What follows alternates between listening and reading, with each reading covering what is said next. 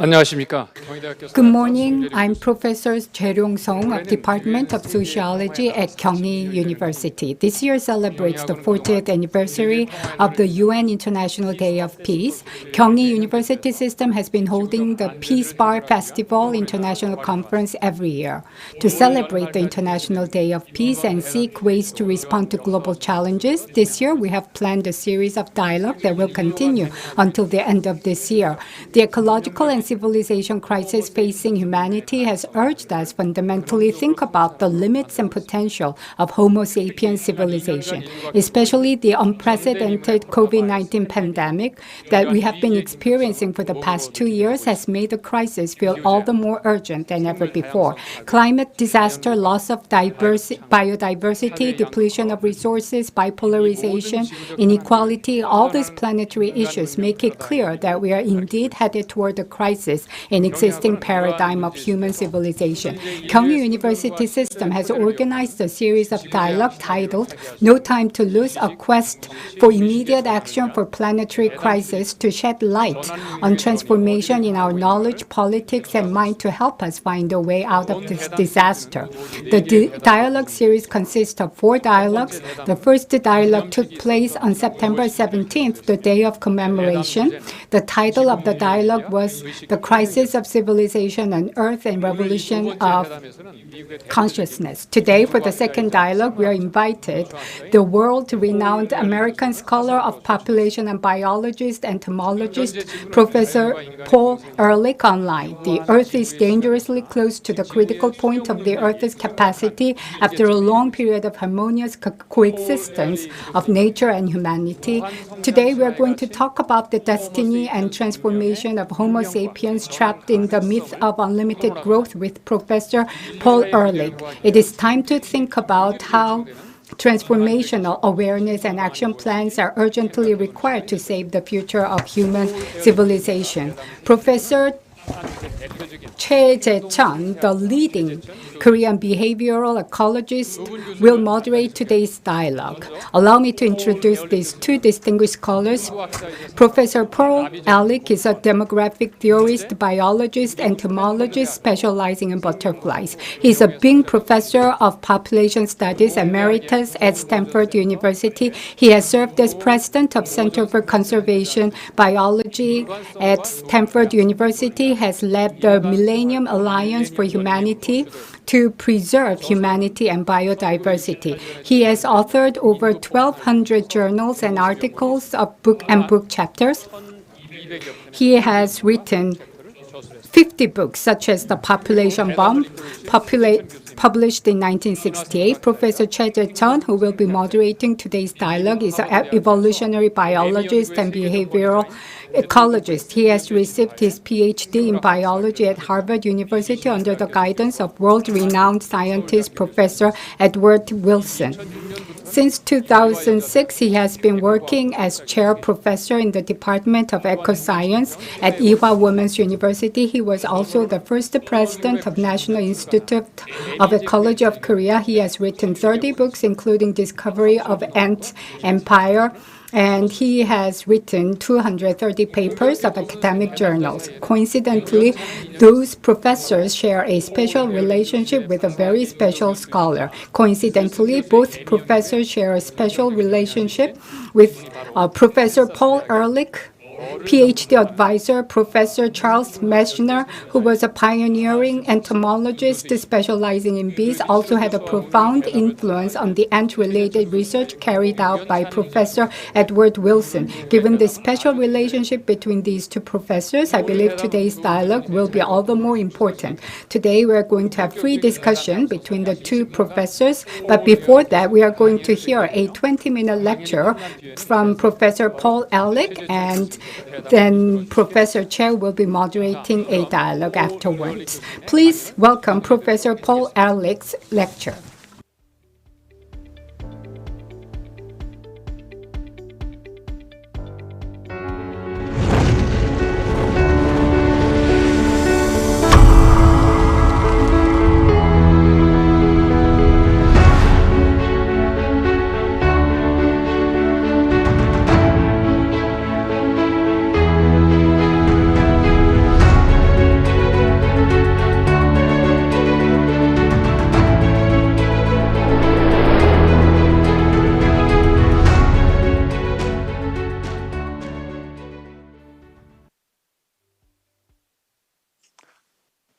It is very nice to be here, especially to be sharing a podium with one of Ed Wilson's students. Ed and I have known each other for more decades than I'd like to remember.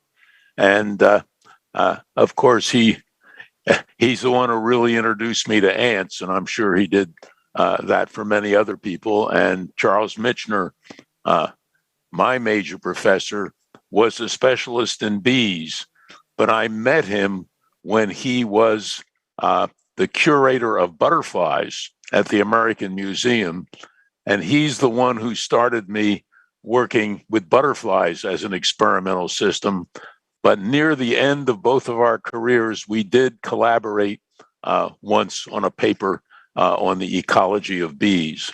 Anyway, Ed and I and Charles Michener have all been very concerned about the state of the planet and the fact that we're now hopefully getting through the COVID pandemic, although there are many reasons to be very cautious about it.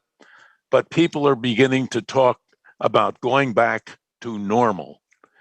And one of the things that disturbs me greatly, and a point that I'd like to make very soundly tonight, is that there's nothing at all normal about 2019 or 2018. They were not normal. They were a small part of what I like to call the new abnormal. That is a short period of human history that has changed our behavior dramatically, led to great comfort for some people, a few people basically, but has threatened the very existence of civilization and perhaps even the persistence of our species. The important thing to remember is that for the history of modern Homo sapiens, it was about 300,000 years we've been on the planet, or if you want to think of humanity's history as the history of primates that were able to not just make tools, but improve the tools, we maybe go back 2 million years. And during the vast majority of that time, way beyond 95% of that time, we lived as foragers, as hunter-gatherers. We lived in a sustainable manner. We had groups. We were a small group animal. That is, our groups were at most 150 people, and mostly more like 30 or 40 people. And we lived in those groups which were equitable. They were democratic. That is, the hunter-gatherers, the foragers had groups that were more democratic than even Athens at the height of its democracy. People could not gain power over other people easily. And the big thing that changed all that was when the populations got large enough, and we're not sure of the details, but for some reason, about 11,000 years ago, people began to co-evolve with plants and invent agriculture. And agriculture may have been, the agricultural revolution may have been the most serious mistake that human beings have ever made. We don't know yet. But agricultural revolution changed everything. It made a situation in which a single person or a single farmer could produce more food than he or she or the family needed. There was a surplus. The health of people at the time of the agricultural revolution went backwards. People became more unhealthy, but were able to produce more food, but a less satisfactory diet. So their size and development reduced. But by producing a surplus, you could get a division of labor, so that instead, as happened in hunter-gatherer societies and forager societies, everybody didn't have to spend their time getting food. Some people had spare time. so they could become soldiers or priests or farm laborers and so on. And that led slowly, by our standards, over almost the entire 11,000 years, finally to the Industrial Revolution, which was only about 300 years ago. That means a very small portion of our 300,000-year history as modern human beings. It's less than 1%, 1/10 of 1% of 1,000th of our history has been industrial. But that has changed both human beings and the entire planet. The sequence from agriculture to the Industrial Revolution changed our life habits. For example, changed our sleeping habits totally with using lights. It changed the shape of our heads and jaws by changing our diets. I'm not sure what the situation is in Korea, but in the United States, most children have to have metal in their mouths to move their teeth around. The hunter-gatherers, the foragers, 10,000 years ago, did not have crooked teeth. They did not have what we now call wisdom teeth, not enough room for our third molars. So the agricultural industrial revolutions changed us physically, but more than that, it changed our culture dramatically. That is, first of all, we settled down and stayed in one place, and that allowed us to claim property. Things could be mine. People could accumulate stuff. People could accumulate power over other people. Inventions that go right along with agriculture are slavery, racism, greed. Hard to be greedy when you're a hunter-gatherer because you can only carry so much stuff around with you. So we dramatically changed our behavior, invented the rat race of Thorstein Veblen, people trying perpetually to show off more things than other people. We managed for a small portion of humanity to get a huge surplus of artifacts, of stuff. I'm sure that people in Korea are very familiar with that. You have to have a new cell phone every 6 months and a new car as often as you can get it. It's probably worse in the United States. But the process of always needing more, always wanting to grow, we got trapped in that myth that a population can grow forever on a finite planet. And you can see in the newspapers now, at least in the United States, a constant flow of the idea that we have to get back to growth. We need more cars, we need more airplanes, we need more people, we need more consumers.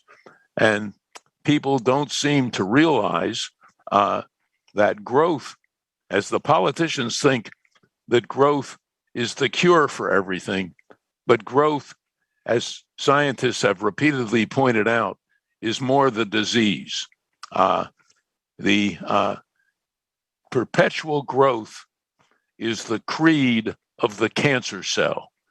There have been nice scientific studies showing how similar the spread of the human impact on the face of the planet, how similar it is to the spread of a skin cancer. The two follow very similar patterns. And the result of this, of course, is a series of exponential and very threatening, very existential threats. That is, threats that threaten to end our civilization. And if they get bad enough, of course, can also wipe out our species and force us to extinction. People will often say, well, we want to have a maximum number of human beings exist. That's what we should shoot for, to have a maximum number of people live lives. That's fine. The problem is we seem to want to have them live all at the same time. if we go for the maximum number of possible people this century, it will almost certainly end civilization. If we somehow manage to transition to a sustainable society, we could have many, many more people live by having civilization persist, not for another decade or so, but for millions of years.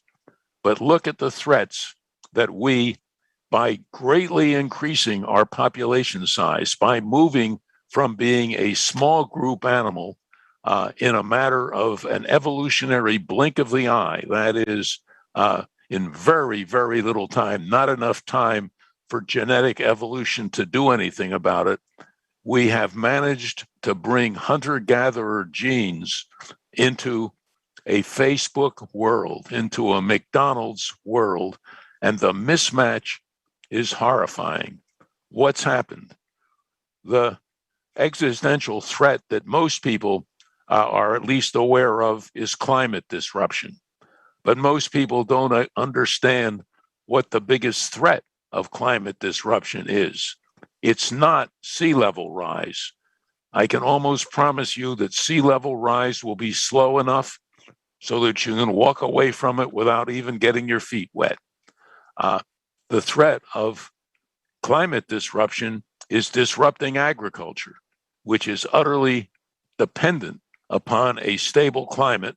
In fact, humanity managed to do the agricultural revolution and the industrial revolution in an extraordinary period of favorable climate.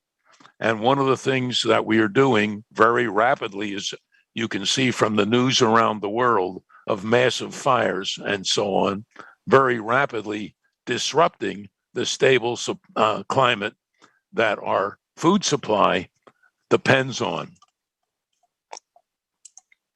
Interrelated with that, we're wiping out the other organisms of the planet in the biodiversity crisis. We're now well into the sixth mass extinction, and most people don't seem to understand that we're part of biodiversity. We're absolutely embedded in biodiversity and dependent upon it. And that is closely related to climate disruption because human beings are utterly dependent. Human beings are utterly dependent on the proper climate. If it gets too hot or too cold, we die if we can't control it. And the same goes for all the plants and animals and microorganisms on the planet. They depend also on a stable environment, or at least one that's changing slowly enough so they can evolve in response. But we're changing the climate at an absolutely unprecedented rate, in large part because more and more people are demanding more and more use of fossil fuels, not understanding that our entire civilization has been built on a one-time bonanza of fossil fuels. It's a temporary, our civilization is a flash in the pan. The most recent estimates by the world's top economist, Partha Dasgupta at Cambridge, is that human beings, if they were very careful, might support 3 billion people on the planet at a standard of living similar to that of Mexico. It turns out we have 8 billion already, which gives you a clue about one of the things we should be doing to protect ourselves. Other existential threats include the toxification of the planet. That is, we are manufacturing toxic chemicals, many of which simulate human hormones that are already having dramatic effects on biodiversity, again, but also maybe having dramatic effects on human sperm counts, although that's still controversial. But we know that many of the chemicals are affecting the reproduction of animals like polar bears, because these chemicals that are spread over the entire globe tend to concentrate in Arctic regions. Other existential threats are overdrafting of groundwater, very serious problem in the United States. That is, taking more water out of aquifers than they get recharged. Same thing goes for our soils, which in many areas are being eroded more rapidly than they can be regenerated. And almost everywhere, they're being robbed of micronutrients. Of the 8 billion people we have on the planet, roughly 2 billion are micronutrient malnourished. And of those, something on the order of 600 million are basically starving. So we're not succeeding today in our triumph of growth of taking reasonable care nutritionally of a quarter of our population already. And of course, the prospects are dimming all the time.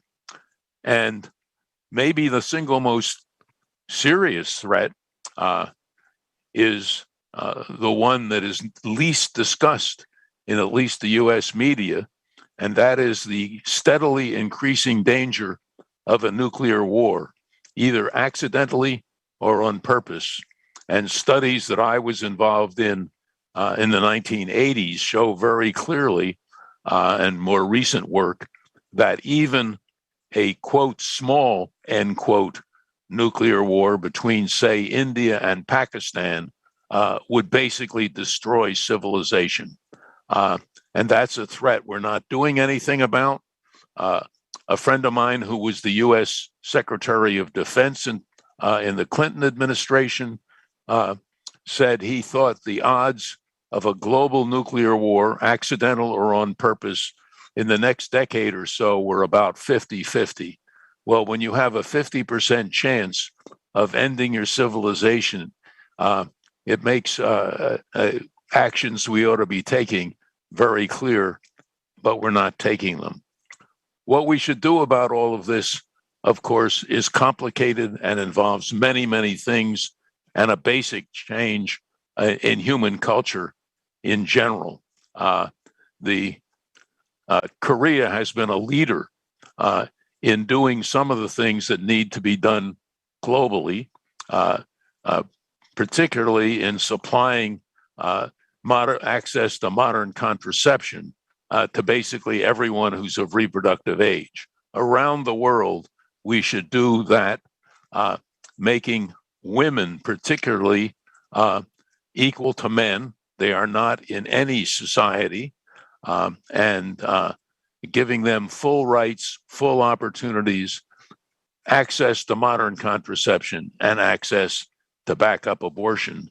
And that is absolutely critical, but it also absolutely critical is changing the view, particularly of our leaders, about population size, growth, not just of the human population, but growth of consumption, because of course, the pattern we have is increasing numbers of people and each person trying to consume more. And that is a formula for the end of civilization, not a formula for progress. You can believe there's some hope when your leaders get up there and say, as in Korea, we're not going to encourage having more babies because we already have too many people in Korea.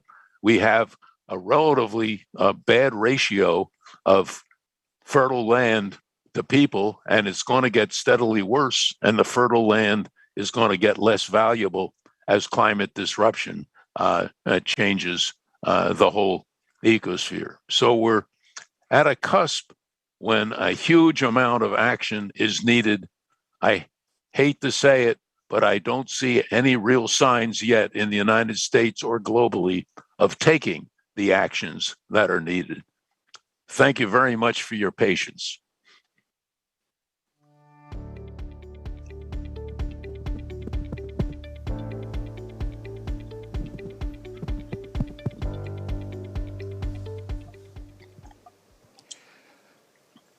Thank you, Professor Ehrlich. Thank you for your really wonderful summary of what we are at the moment. Thank you very much. Today, I'm going to moderate our discussion in Korean for a Korean audience. So please forgive me from now on, I'm going to speak Korean, okay? Forgive me for not understanding Korean. 교수님은 사실 So, Professor, 야외 생물학자들에게는 well, for the all biologists, you are known as the butterfly expert. You studied as a butterfly expert, but in 1968, you wrote a book, and that book was a population bomb. There was a worldwide reputation, and everyone began to think about what motivates you to write about population, since you are very well known lepidotherapist, a butterfly specialist, especially. I was stimulated by a lot of things. For example, when I tried to raise butterflies in my childhood home of New Jersey, which is on the east coast of the United States, I had trouble raising the butterflies because there was so much DDT sprayed around in order to try and suppress mosquito populations, which of course soon became resistant and came back. And my original work, when I went to Kansas to work with Michener, and he had, even though he was a bee specialist, he allowed me to work on butterflies, but my assistantship was on a naval research program on the evolution of DDT resistance in fruit flies, in Drosophila. So when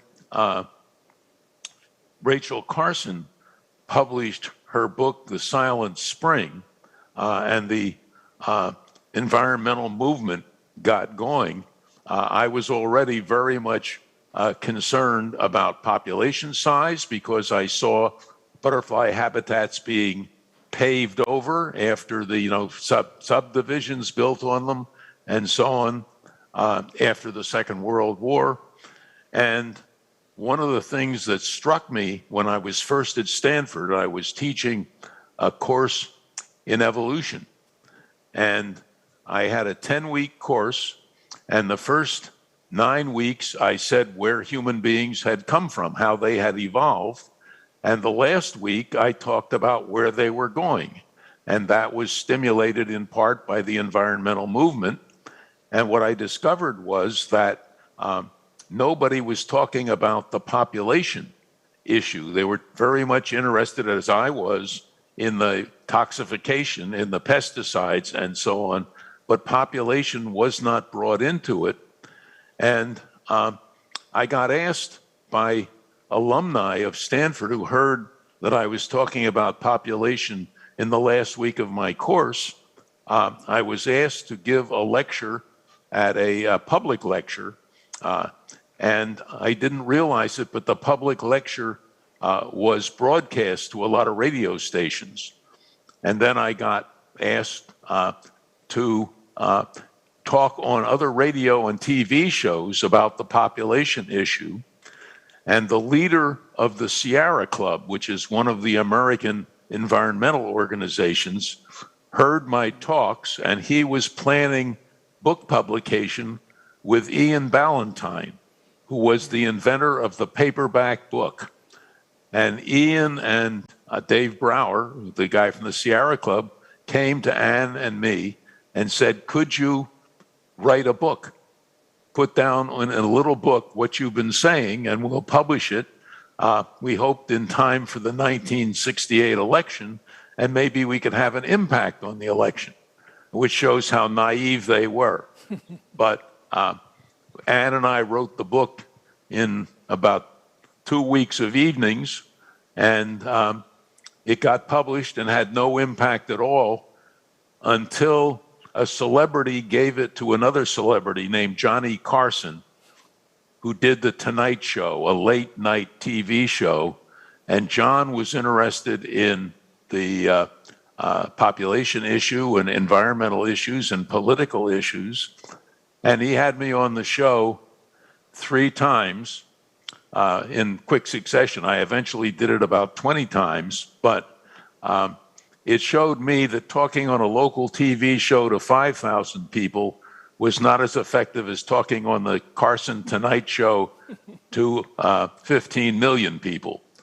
And so that's where the population bomb came from.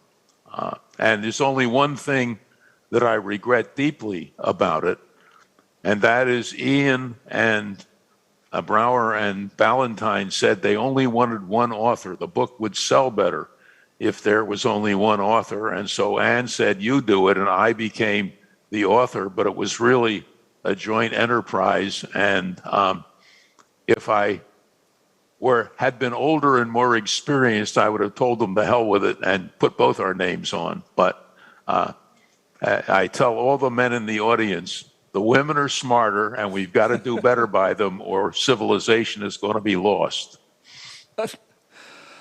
고맙습니다.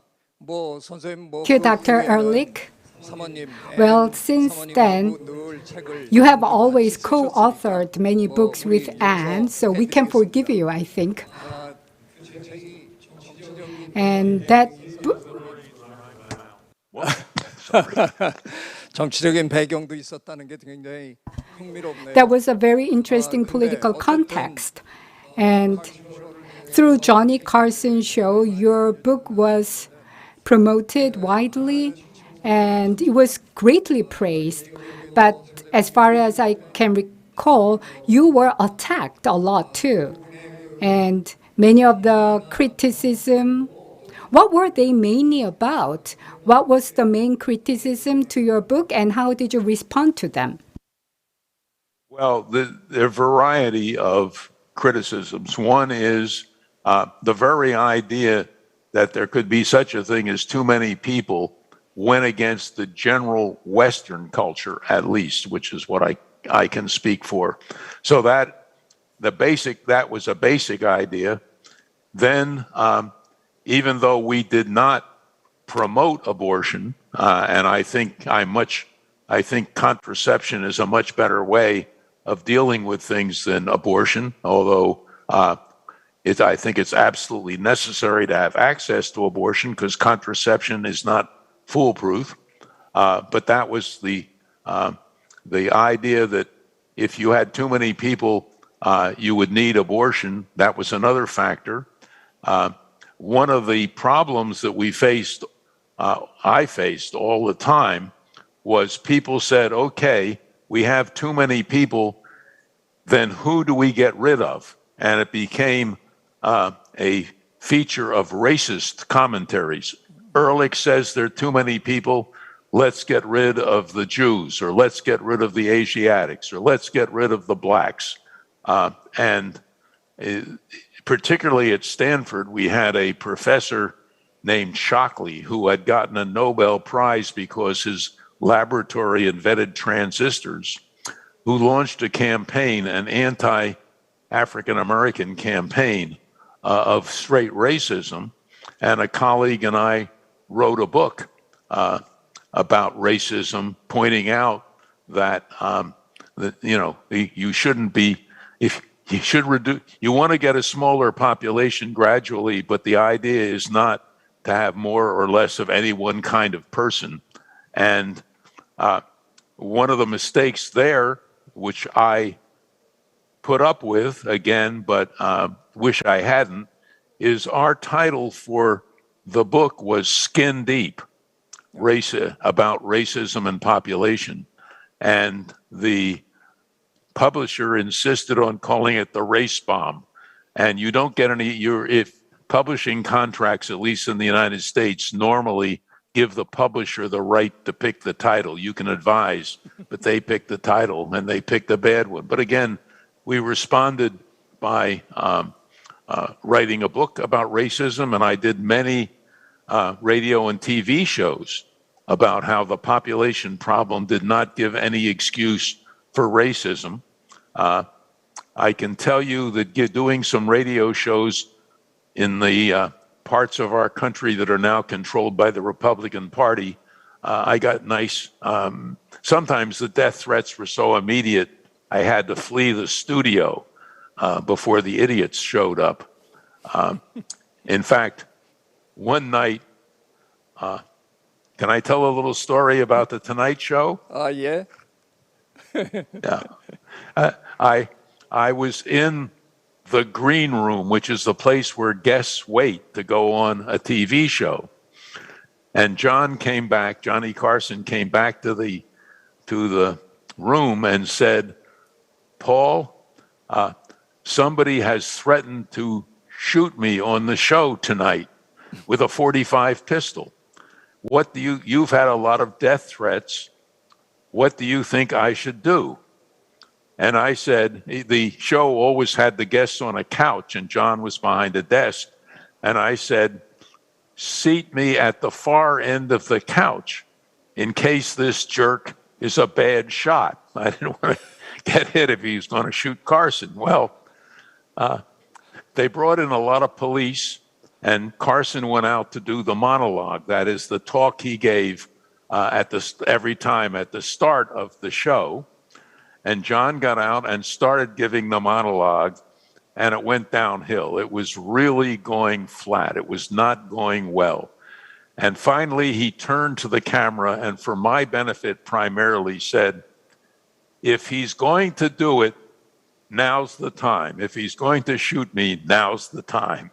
And it was one of the funniest comedy lines from a very great comedian that I've ever heard. Wow. 뭐 오늘 저 토픽하고는 좀 상관없는 Well, 얘기지만 it's actually unrelated to today's topic, but very interesting. As you mentioned, Professor, publishers, they always make demands, and the title or other things, they may compromise. So in case of my own publicated book also, I didn't choose my own title. Once again, Professor, your book, The Population Bomb, since we are talking about that, let me pose another question. For the sake of our discussion, let me criticize one thing. You gave a lot of predictions, but not all your predictions were met with the reality. For one, the predictions that hundreds of millions of people would starve to death was completely off the mark. And that didn't happen, right? Also, this is, once again, reminds us of another book. And what is your own assessment about that criticism, that your prediction was off the mark? Well, if I could make perfect predictions, I would be living on Bora Bora in a castle now, and I would have predicted things in the stock market and collected the money. But first of all, if you read The Population Bomb, you will find that most of the things they said are predictions, I said, are little stories about the future that will not come true. They're just something to help you think about it. The main prediction that people attacked there were two, really. One was what we said at the very start of the book, that the battle to feed all of humanity is over. And all you have to do is look at the statistics today to see that that's true. We're not trying to feed all of humanity. We're doing a little better. But again, when 2 billion people are micronutrient malnourished, we certainly haven't won that battle. The prediction about large-scale famines was wrong. And the reason it was wrong was in part because I trusted agricultural economists who did not see how rapidly the so-called green revolution would take hold. And in response to some of the things that we stirred up, the UN and other organizations began to work to transfer food and avoid large-scale famines. Nonetheless, hundreds of millions of people have died of starvation and starvation-related disease since we wrote the book. But scientists have to be straightforward and make the best possible predictions they can and face the fact that they're going to be wrong a lot of the time. There's just no way you can gain certainty. We have two complex adaptive systems that are interacting. And what we know from the science of complexity is that you're going to get emergent things that you can't predict. You can predict you're going to have these things you can't predict. A good example, I think, which would be familiar to Koreans because they drive cars, is that sometimes you're out on the road and all of a sudden everything slows down and people get really crazy trying to figure out what's going on, and they never figure it out. Suddenly the traffic starts up again. And that's something you can predict is going to happen, but you can't predict when and where it's going to happen. And that's one of the problems we all have in dealing with the great existential threats that we're talking about, which is one of the reasons that I hope, and I suspect you hope too, that we can develop a system of adaptive management of the planet so that we are prepared for the things that emerge that we didn't count on, and have systems in place that will allow us to adapt. Actually, the current pandemic is, as you know, very closely tied to the loss of biodiversity and to the human population size. And yet the US government, under a past president whose name I can't remember, I think it was something like Trump or something, actually destroyed the little agency that had been put together to watch out for pandemics. In other words, this pandemic we should have been ready for. The scientific community has been predicting this sort of thing for a very long time, and yet humanity has not developed the ability to deal with it properly. And so in the US, where it's been particularly bungled, we've had something like 700,000 people die, many of them unnecessarily. Well, when it comes to population adjustment, Professor Ehrlich has made many comments, and I would like to ask a question about a specific factor, and that is birth rate. As you're well aware, including Korea, many countries, advanced countries, are experiencing low fertility or low birth rates, and it's a national issue or challenge. The government of Korea has, last year, the birth rate in Korea was 0.84%. This is unprecedentedly low birth rate. 15 years ago, I wrote a book about low birth rate, and Dr. Ehrlich and myself are evolutionary biologists, and we tend to see things that general public don't see. So we have a different angle. So let me be rather provocative. I believe low birth rate is a very wise evolutionary adaptation. And Dr. Ehrlich has talked about population explosion. And the Korean people, I think they are wise enough to adapt to the changes. They predicted what is coming and they are having less children. But why is the Korean government trying so hard to increase the birth rate? They are investing huge amounts of money, astronomical amounts of money to increase the birth rate. But I believe this could be us trapped in growth trap. What's your take on this, Professor Ehrlich? Well, my take on that is I agree with you totally. Some of the best news in the world is the reduction of the total fertility rate in rich countries. And of course, almost all of our existential threats come from overconsumption based primarily in the rich countries. So if we can get the rich countries' populations shrinking, and if we can get what's needed, in my view, that is redistribution, more help and a more global view so that we look at what's happening globally and help the people in the poor countries the best thing that can possibly happen in the rich countries is for their fertility rates to go down to the point where there's slowly shrinkage because we need shrinkage. We've got 8 billion people now. Some of the predictions say by the end of the century we might have 11, but I think that the opposite of the birth rate will take care of that. That is the death rate. What you have to always remember is there isn't any choice of just continuing growth forever. The growth will end either because we intelligently, as smart and humane human beings, limit the number of children we have and concentrate on giving the children we have the best possible lives, or nature will take care of it. We will have a death rate solution.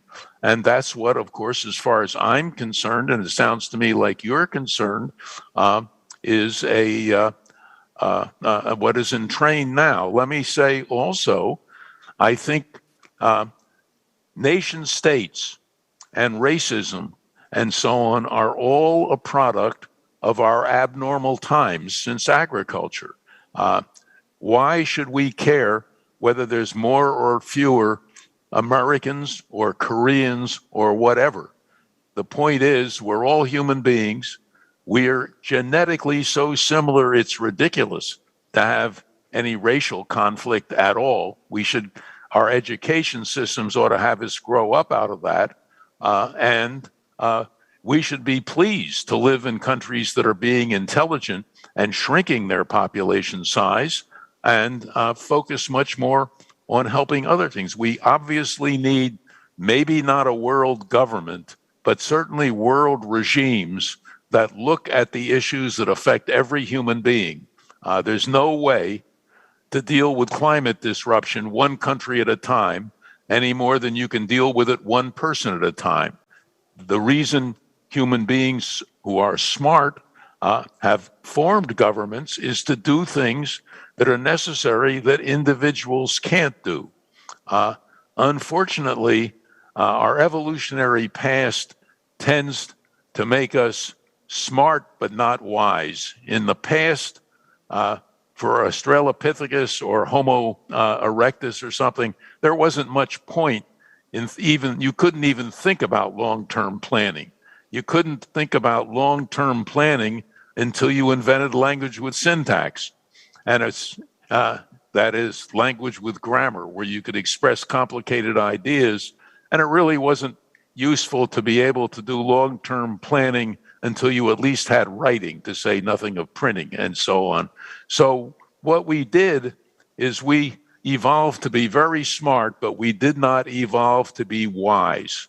And what we need now is to turn to cultural evolution, which can go on very rapidly, as we have often seen, and change our entire attitude towards how humanity deals with each other and the global problems we all face, and stop worrying about it drives me crazy in the United States to hear all this talk about how great the United States is and how wonderful Americans are. They're no greater or any more wonderful than Koreans or Chinese or Japanese or Englishmen or so on. All people, in my view, are basically the same, and they'll be happy if they have full bellies, good shelter, clothes, entertainment, and can make love.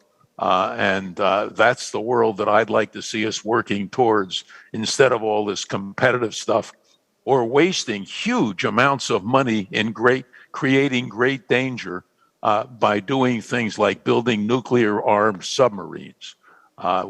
Australia needs a nuclear-armed submarine about as badly as a fish needs a bicycle. 네, 선생님이 해주시는 말씀 중에 Among the comment that you have mentioned, what strikes me is that the human being has become smarter, but we have not become wiser. That really touches my heart. Still, when we look at ourselves, we call ourselves as a Homo sapiens, but sapiens means we are wise. It doesn't make sense, right? So, well, actually, some time ago, I suggested that we need to come up with a new revolution, Homo symbios. That's the direction we should go. We need to live together with other human beings. We need to hold hands among ourselves. And Homo symbios is the theory that I have suggested and recommended. Well, let's switch the gear and talk about something else. There are so many, I don't know if I should say this, but throughout your life, you are never free from controversy, whatever you do. That's true. I do like the idea, again, obviously, we both like the idea of changing dramatically. Let me say something cheerful about our evolution. We never could have made it on the African savannah, which is where we all started out with dark skins, you know. We were hunted by leopards and lions and so on. We did not have fangs. We didn't have claws. We could run away, but basically we survived because we evolved to be extremely cooperative. We became ultra social. We learned to work together and fit together in groups and manage as those groups to survive. So we've clearly got the genetic equipment to go ahead and be wise. It's a matter of, cultural evolution goes extremely rapidly. Look at for example, one of the last places on the planet, the last bits of land that human beings reached was New Zealand. And in a matter of a couple of generations in southern New Zealand, the Maori put together an incredibly complex culture. And we have seen this repeatedly, that people, or you see it all the time with immigrants, people can very rapidly adopt and adapt new cultures. And therefore, why can't we get together as a species, as a global species, and adopt a new culture, one that is designed to make us happy and sustainably, instead of threatening each other with total destruction? I mean, the Homo sapiens doesn't fit any animal that will keep building weapons that they can't use, but if they're used accidentally, will exterminate them. It's just insane. It's Homo insanicus. I'd like to think we could do it. Unfortunately, the politicians all want to grow. 그게 저도 하고 싶었던 얘기인데요. That's what I wanted to say. If the politicians change, it would be all good, but it's very challenging to change the politicians. About the controversies, before population bomb in 1964, Professor Ehrlich in Evolution journal, you have talked about butterflies and plants, and you have worked with Professor Reagan to submit a paper, and that has created a new theory and debate about coevolution. At that time, in 1964, most of the biologists argued against this coevolution. How can we go beyond species and talk about evolution together? As far as I remember, it was totally quelled. But 3 or 5 years ago, I have written a book in Korean. It's called Darwinian Intelligence. And in that book, I have said that all evolution is coevolution. All evolution has to be coevolution. Can you talk about what happened then? Well, I'm going to say there was a very, actually a nice lesson in that. One of the problems we have, I think, certainly at my university, Stanford, but in many universities, maybe most universities around the world, are still basically 19th century universities. They have departments that basically deal with subjects that were invented by a colleague even older than me, a guy named Aristotle. I don't know if you've ever heard of Aristotle, but he's the one who invented the various subjects that are taught. And we're now in a world where teaching by subjects is the wrong way to do it. The Finnish people have invented or changing their education system to focus on problems. And the sad thing is that Stanford University still is acting as if it's in the 19th century. It has not changed its curriculum significantly to deal with the existential threats that we've been discussing. And one of the great lessons that I got was I happened to be in a very broad biology department. I wasn't in a separate zoology department from a botany department. And Peter Raven, still is a great botanist, I was talking to him on the phone today. We're both doddering, but we're both still going, and we're going to get together. We get together fairly frequently. But I said to him, isn't it funny that my butterflies feed on this group of plants? And he said, no, it makes a lot of sense. And we started talking about butterflies and plants. We couldn't have done it if we were in separate departments. It's really important to be able to switch around and get people to look in very different ways about education. The general public seems to think that education is something you pour into the head of a child starting around the age of 4 or 5 and stop pouring in when they get to be 21 or 22. Whereas the good scientists I know are studying all the time. Peter, who I think is now about 86, he's a kid, a child, but at 86, he's still learning all the time. I get emails from him about various topics all the time. And that's the way everybody should be. We shouldn't have to depend on the schools, and we certainly shouldn't depend on schools that are trying to solve the problems of 1890, because those aren't the problems we face now. So I think we're totally on the same side. The reason why I am asking this question is because the concept of co-evolution was introduced by you, and I'm so grateful for that. So that is why, as an evolutionary biologist, I have mentioned about that. Now, the COVID-19, strictly speaking, is actually, there is a issue because we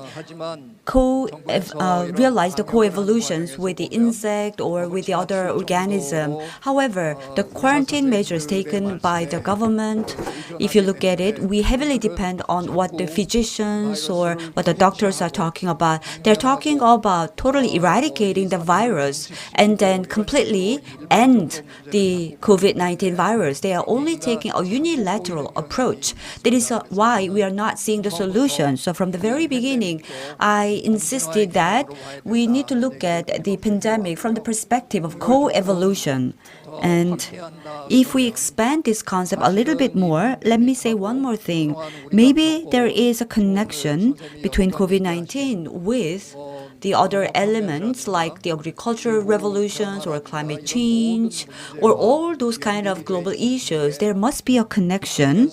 So thinking about all of these connections, until now, when we talk about how serious the climate crises are, we've been talking about it many, many times, but still, many people, including or most of the or the majority of the politicians, did not recognize or appreciate the seriousness, the gravity of the climate change. However, with the COVID-19, finally, they are now beginning to understand about the seriousness, the gravity of the climate change. And even some pose questions that is there any connection between the climate change and COVID-19?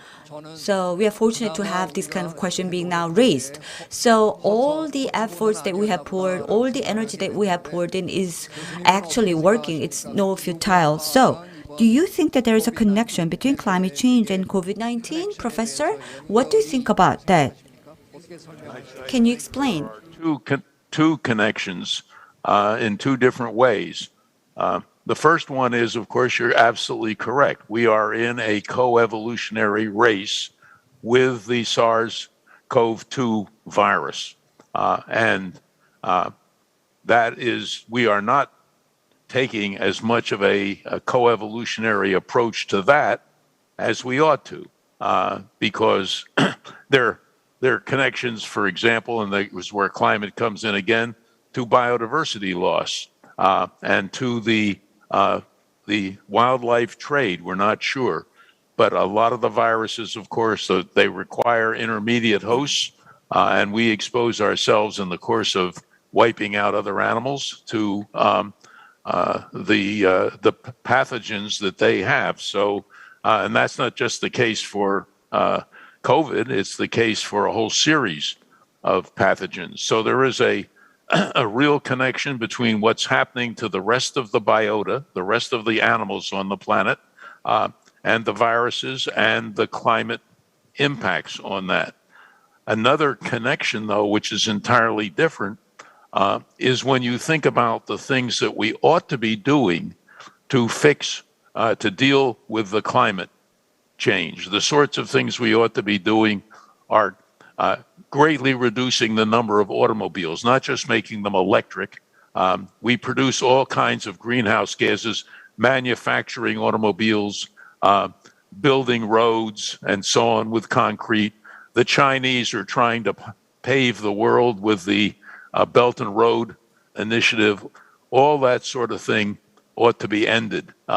There's going to be times, I'm certain, when people in the United States are going to have to, at most, share cars. They're going to have to give up suburbs and move into high-rise buildings. They're going to have to give up a lot of air conditioning as things get hotter and hotter. Now, with COVID, we have idiots rioting over having to wear masks.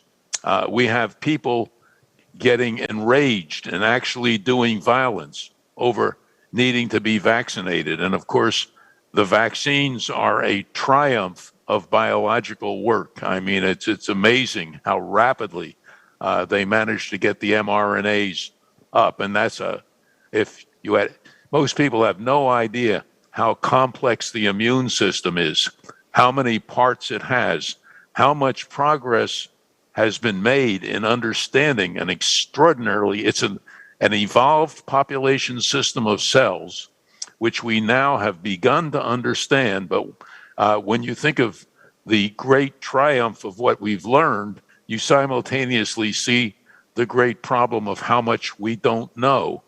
But if people are going to violently resist things that would save their lives and the lives, prevent health or death, bad health or death in their friends and children, what are they going to do when people tell them you can't drive cars anymore? And so the politics, the fact that the politicians can't, at least in the United States, even get reasonable responses out of people on the COVID thing makes me worry about the issues, which I'm sure you've all thought of how you do change the cultural evolution. Because, yeah, we have wonderful tools on the internet, but half the stuff on the internet is gibbering nonsense.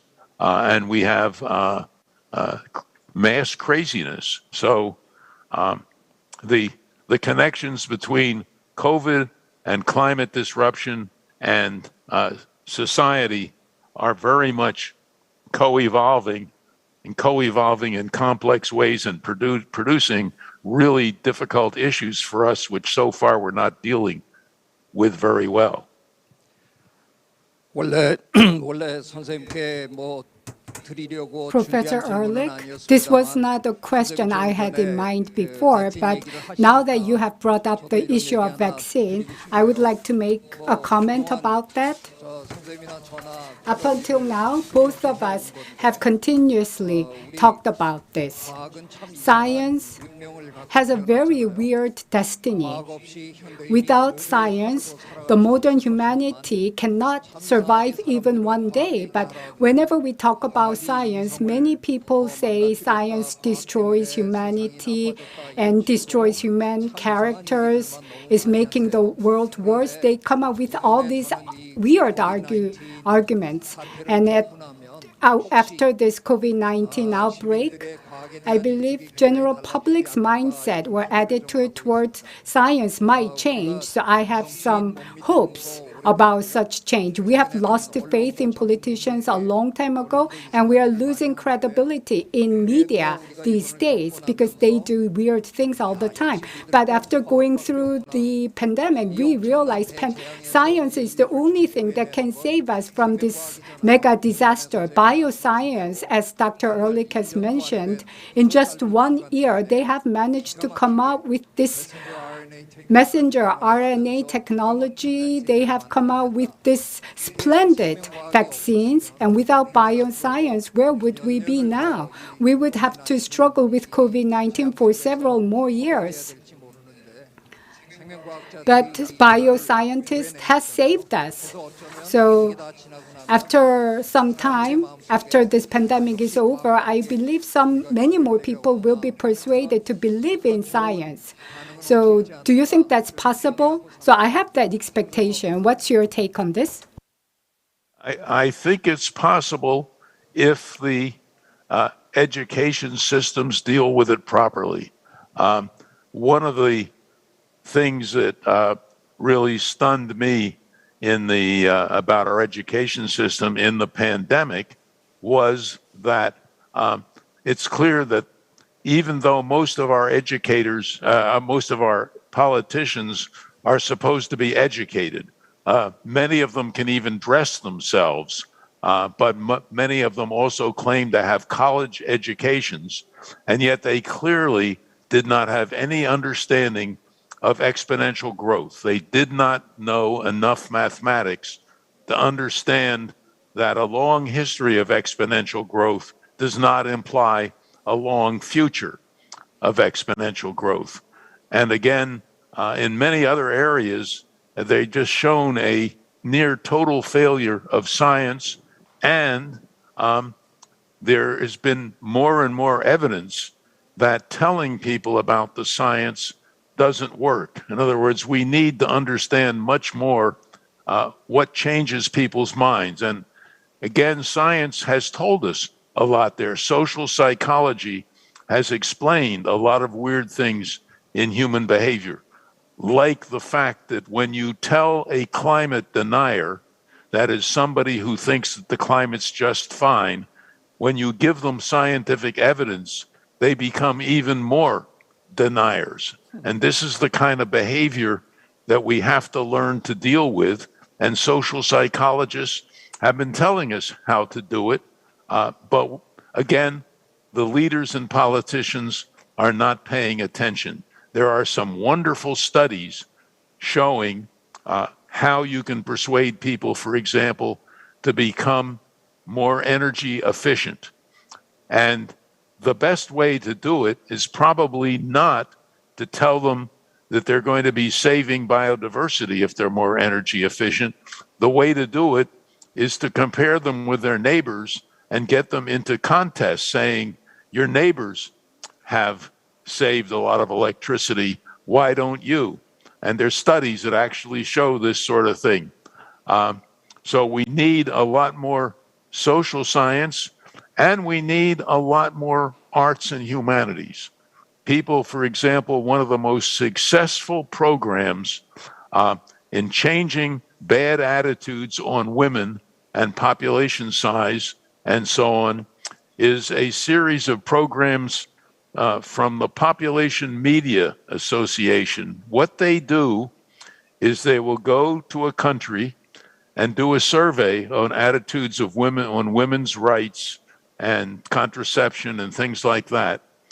And then they run a very exciting 10-week soap opera, and inserted in the soap opera, part of the plot are issues on women's rights and contraception and so on, and with the proper, proper attitudes about how useful it is for women to have education and so on. And then they do another survey and show that the attitudes have actually changed. So we don't want to skip the idea that the humanities are not important in the battle to have a sustainable society. For another single example, then I'll shut up. We found, it turns out that global ideas are relatively new, that until the 1950s, pretty much, people did not think of the global world as a single thing that had to be dealt with. There was some, but there was not a general idea of globalism. And one of the things that changed that dramatically was a single picture, the first picture of Earth taken from outer space. That had a gigantic impact, more impact than 1,000 scientists jumping up and down and saying the globe is round. 네, 아이고. 선생님이 오늘 Well, thank you, Professor. 반복적으로 Repeatedly, 답변하시는 중에 교육 얘기를 you are emphasizing the importance of education. 저희들도 And, 한국에서 우리나라 교육이 well, in Korea, we always point out that there are some issues related with education, but overall, Korea has invested a lot in education. And I believe that the education level of Korea is quite high. And thanks to that, I believe that with the COVID-19 spreading worldwide, Korean government has made a lot of efforts, but Korean people have been praised for a job well done. We now understand the virus. The education level is high. The Korean people have the capacity to understand what virus is about and how we need to respond to that. And when the government explained what kind of quarantine measures need to be taken, 50 million Korean people understood what that is about, and they voluntarily take part in. That is why the Korean government, Korea, were able to handle well with the COVID-19. And now this is a personal thing, but we now believe that it is time to go back to the normal status. So there was a special committee established under the leadership of the Prime Minister, and the official name is Going Back to the Normal Life. And I am co-chair of that committee under the Prime Minister.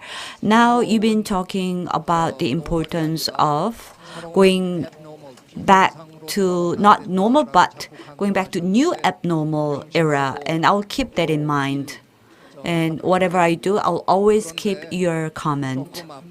Now, once again, I might be sort of a controversial in mentioning this, but let me talk about United States. I was very much disappointed with the United States, how it has performed, because US is a pioneer, is a leader in science, in everything. But in response to the COVID-19, United States government has performed very poorly, if I may say so, and it really broke my heart. So, Professor, what was the problem in your own opinion? Why?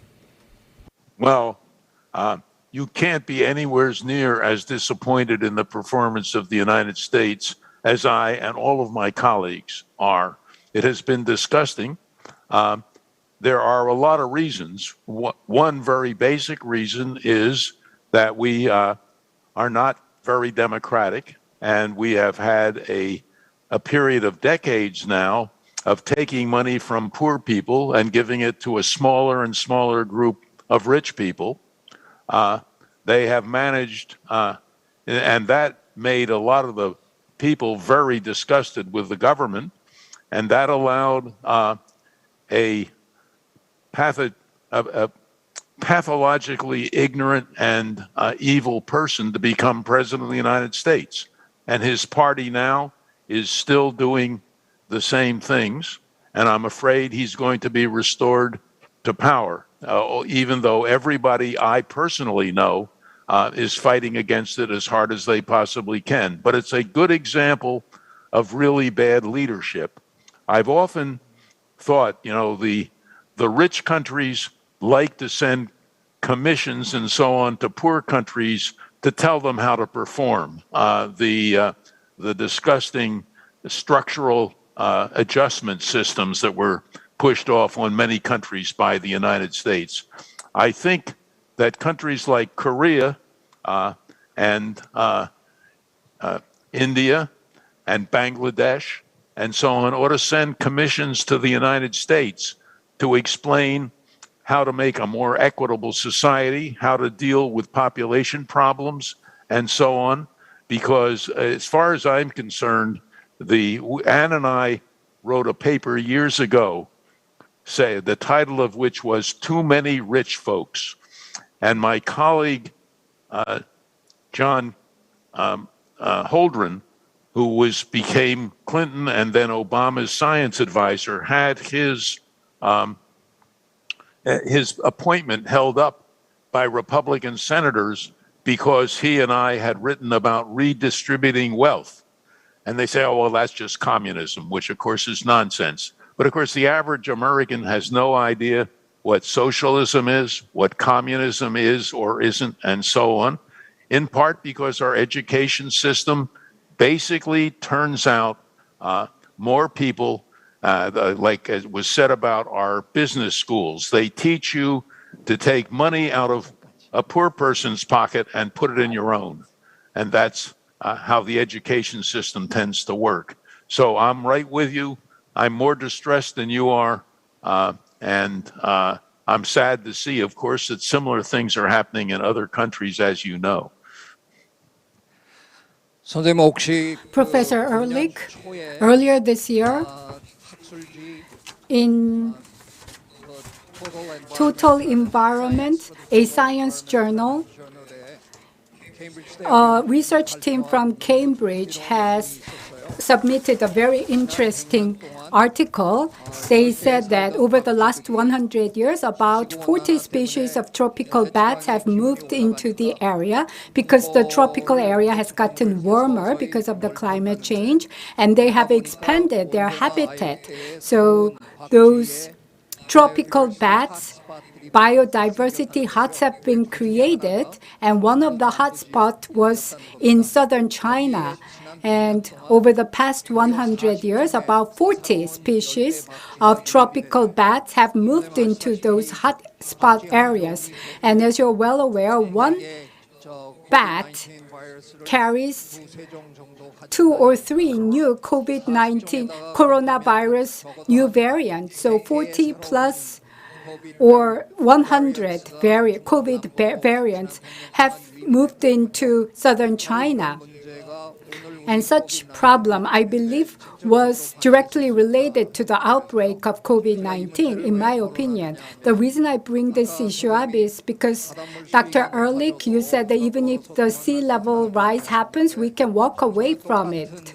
And based on the same logic, well, of course, climate change is a serious issue, but climate changes slowly.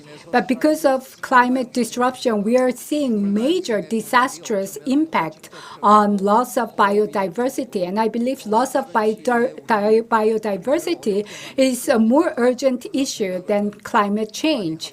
So I have written many books about that. What's your opinion about that? Let's put it this way. They're both extremely serious and they're interconnected. For example, a lot of the biodiversity that we're losing is the larger elements in systems. And what then breaks loose is, say, the rodents. But the rodents are wonderful carriers of various bacteria and viruses. So they make it much more likely that we're going to have the zoonoses move into human beings. The COVID is just, it's about the third or fourth coronavirus that's given us a hard time in this century. And we're going to have more of it. And we're going to have more and more of it as the climate changes. So all these issues are part of one thing that we call the problematique or the human dilemma and so on. The basic thing we have to do is convince the politicians that we've set the system wrong and the new abnormal can't be solved by just changing one thing, by, say, changing to nuclear power only so we don't put any more carbon into the atmosphere. All of these things carry risks with them, and they really involve continuous scientific and public attention to the state of our entire planet, and not the planet, but our life support systems. When anybody tells you the Earth is in danger, don't listen to them. The Earth is going to outlast us. It's got a bad skin disease called Homo sapiens, but the Earth is in no danger at all. It's its capacity to support an upright primate that is smart but not yet wise. 네, 선생님 우리 시간이 그저 한 1분여 정도밖에 안 남았습니다. We have only 1 or 2 우리가 minutes 쉽게 left. 얘기하면 So 정치인들이 바뀌어야 된다. we say that the politicians need to change, the system needs to change. However, each individual must change his or herself. Only when we do that, we can truly realize transformation. Professor, you always make a comment about the whole population. So, what should we do? What kind of things we need to take for the whole populations? That will be the last comment. What we have to do is become one great non-governmental organization. That is, it's the future of everybody that's at stake, and everybody can do something to help, particularly if you make the effort to get yourself educated. And I don't mean educated in the standard school stuff, but educated about what the problems are, what can be done about the problems, and get out there and do something. One of the problems we have with scientists is with the house burning down, their tendency is to want to find better thermometers, but what they actually need is fire hoses. 고맙습니다, 선생님. Thank you very much, Professor Ehrlich.